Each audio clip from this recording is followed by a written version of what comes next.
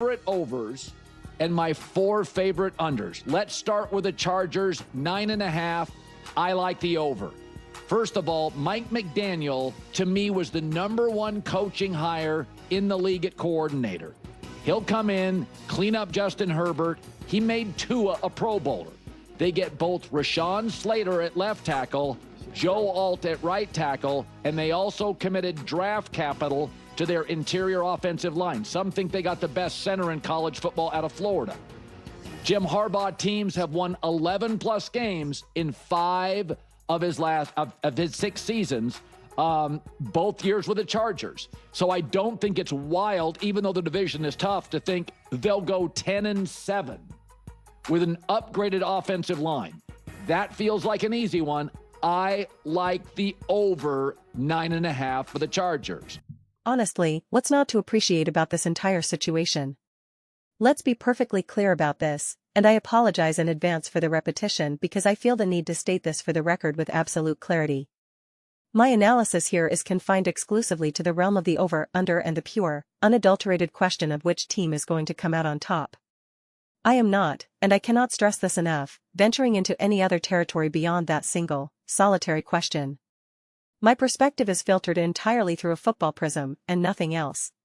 Forget the noise, the drama, or the narratives. I'm looking at this through the cold, hard lens of the sport itself.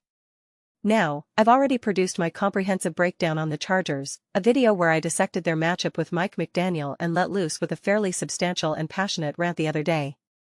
And the central question that keeps circling back to me is this: how can anyone look at this roster, with all its firepower, the palpable momentum they've built, the sheer football intelligence on the coaching staff, and the undeniable greatness of certain key players, and conclude that this is a 9-win team? I genuinely struggle to process that line of thinking. It's almost impossible for me to wrap my head around. What is the perceived regression here? Where are the Chargers supposedly going to take a step backward?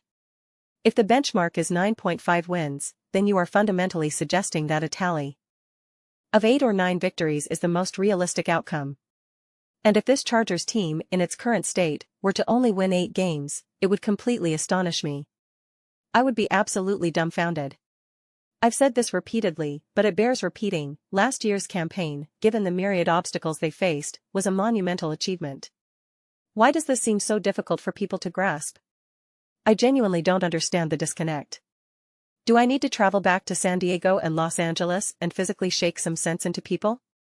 What is the core misunderstanding here? What they accomplished last season, navigating the chaos they were forced to endure, was nothing short of remarkable. Think about the sheer volume of adversity they were managing. Justin Herbert literally had to undergo a surgical procedure in the middle of the season. The offensive line was a patchwork unit, fragile and practically non-existent. It was so dire that I was half tempted to field their calls and offer my services as a left tackle. Let's just do it, put me in the game. It was absolute insanity. You could have made a compelling, albeit absurd, argument that it would have been more effective to have Justin Herbert serve as a lineman and bring in the backup quarterback, simply to have a larger body on the field to absorb the pressure. That's how precarious their situation was. They were hanging on by the thinnest of threads. I'm not exaggerating, it was that serious.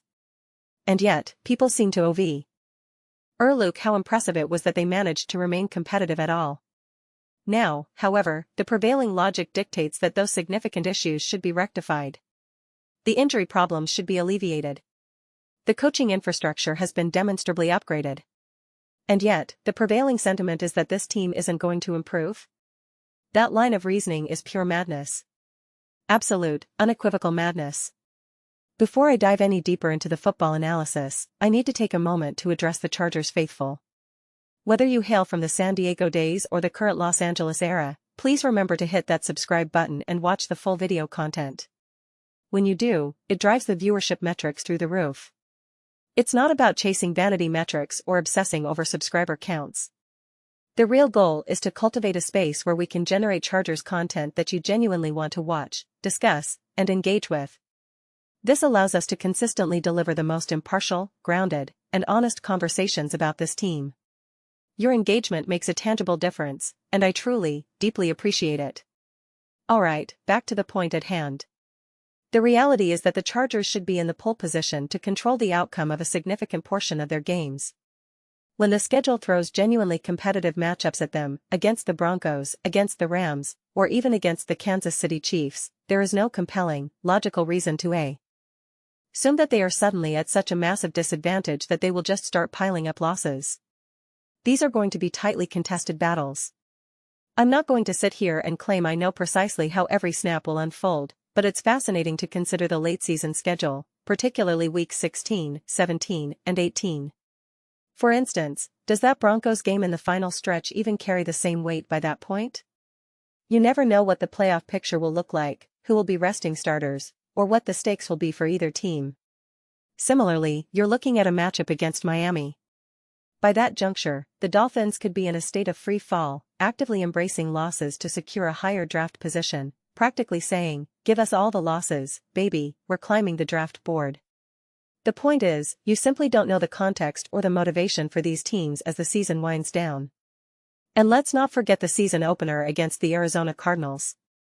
That game is either going to be the second career start for a rookie quarterback or a showdown with a veteran like Kirk Cousins. Either way, there are plenty of winnable games on the board. I'm talking about competitive victories, the kind you expect to secure, and, of course, the games you fully anticipate losing. But for the Chargers, I just have a feeling that the narrative is shifting. And this brings me to a core belief I've held for a very long time. I've been so vocal in my praise and expectations for this team that it has created a certain dynamic. Every time they suffer a loss, or even when things aren't going their way, I know exactly what's coming. The comment section will be ablaze, and they'll be coming for me. The moment a loss is finalized and I haven't posted a reaction clip fast enough, I can already envision the digital mob forming. They'll be demanding, "Where's the Chargers video? Where's the analysis? Huh? We need the Chargers content." And I'll be sitting there thinking, I'm literally recording it right now, you have to give me a minute to formulate my thoughts and hit record. They'll pop up on videos about completely different teams, asking, "What do you have to say about the Chargers? Talk about the Chargers." I already know the drill. So, for the sake of my sanity and inbox, I'm imploring the Chargers, please don't lose a lot of games. Let's avoid that chaos, okay? But in all seriousness, if you've been watching this team over the last few years, you could palpably feel that they had to consistently play above their natural level just to stay afloat. This was so glaringly obvious to me in their matchups against the Kansas City Chiefs. We're talking about the first year with Harbaugh at the helm, which would be the 2024 season, following the collapse in 2023. And you could see it with your own eyes. The Chiefs, for their part, weren't exactly the unstoppable juggernaut they had been in previous years. Other teams were able to snatch some wins against them, and it was one of those situations where I'm watching the Chargers, and it just hits you, they're just running on fumes. They were dealing with a litany of injuries. I recall a specific game where Ladd McConkey wasn't even active. And you could just see that the team had to expend so much energy just to elevate their play, just to hang in the game, just to get within striking distance. And that's been the story for years. But it's exhausting just trying to get there. If they are at this specific competitive level, they have to exert so much effort to remain there. It's a relentless grind. I believe that the Chargers are now structured in a way where, obviously, you will always have to work hard to reach a championship tier.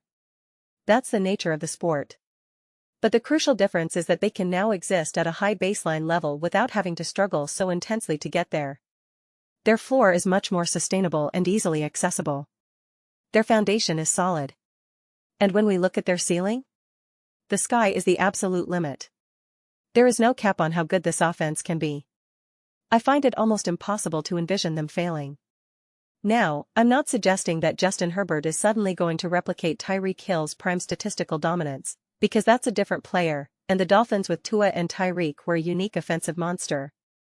But purely from a fundamental perspective, when you break down the game film, when you focus in on details, to suggest that Justin Herbert and Mike McDaniel won't form a fundamentally superior coach-quarterback partnership is just baffling. Honestly, I don't even know what to say to that argument. I don't know how to counter a premise so detached from reality. It's like trying to argue with someone who insists that 2 + 1 = 75. You're sitting there thinking, how do I even begin to challenge that logic? Do I need to pull out some beans and demonstrate basic arithmetic? Here, you have a bean, I have a bean.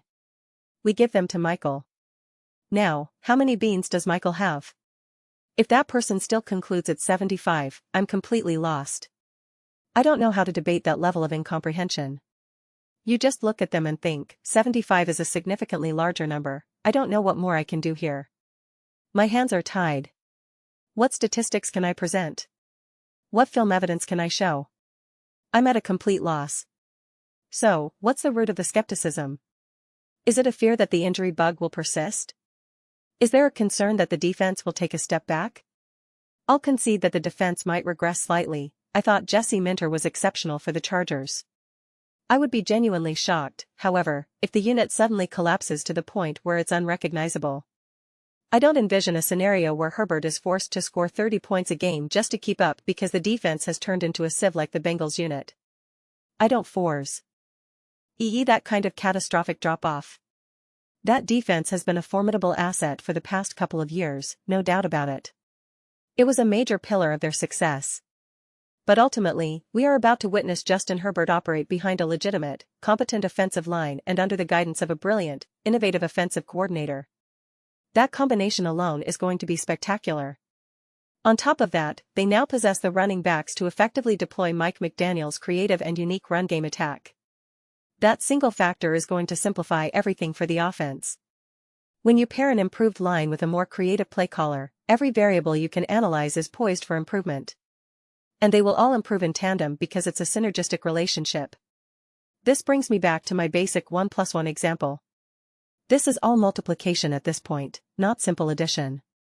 Having a solid O-line doesn't just improve the running game, it improves the passing game, it improves the play action, it improves the quarterback's confidence. Similarly, having Mike McDaniel doesn't just mean better plays, it means better utilization of personnel, which makes the line look better. It's a cascading effect of positive improvements. To me, it's so straightforward.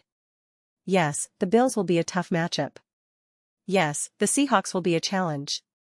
The Broncos, the Chiefs, the Rams, the Texans, even the Patriots, all of those games are going to be fiercely competitive. TH. EY are going to be fantastic spectacles to witness, and I absolutely cannot wait. But make no mistake, the Chargers are going to be an incredibly formidable opponent to beat. Mike McDaniel has a peculiar and intriguing history of success against the Buffalo Bills, for instance. And quite frankly, some of those games in Miami might have swung in his favor if Tua Tagovailoa had been a slightly more dynamic quarterback in those specific moments. I'm just putting that out there. And this is coming from a person who has immense respect for Josh Allen's abilities. I know how powerful that team is. But you have to consider the what-ifs. So, buckle up, everyone. We are in for an exhilarating ride. I'm looking at the schedule, and I can already see 10 games that look favorable right off the bat.